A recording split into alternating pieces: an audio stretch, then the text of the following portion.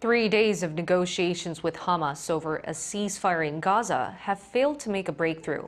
This comes less than a week before Ramadan, which had been the informal deadline for a deal. Eun-jin reports. International mediators from the U.S., Egypt, and Qatar have been in negotiation with Hamas for a ceasefire in Gaza. The mediators have been trying to come to an agreement where Hamas would release Israeli hostages in return for a 6-week ceasefire, the release of some Palestinian prisoners, and more aid to Gaza. But the 3 days of negotiations failed to make a breakthrough on Tuesday. This comes less than a week before the start of Ramadan, the Muslim fasting month, which had been the informal deadline for a deal. Israel has demanded Hamas hand over a list of captives who are alive, as well as the captive-to-prisoner ratio it seeks in any release deal, to which Hamas has said the group did not have information on which captives were alive or dead.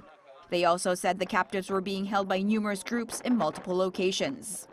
At a press conference in Beirut on Tuesday, senior Hamas official Osama Hamdan said that his group wants a permanent ceasefire rather than a pause and a complete withdrawal of Israeli forces.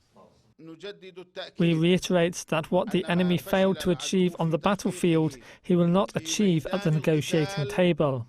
The security and safety of our people will not be achieved except with a permanent ceasefire, the end of the aggression, and the withdrawal from every inch of the Gaza Strip. Providing urgent and appropriate shelter and bringing aid to our people in Gaza is our top priority, and any exchange of prisoners cannot take place before all this is achieved.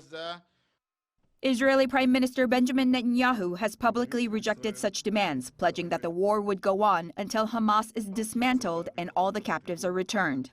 Israel did not send a delegation to the latest round of talks due to Hamas not providing the hostage list. With the fasting month of Ramadan, which starts on March 10th, Hamas negotiators agreed on Tuesday to stay for at least one more day of talks.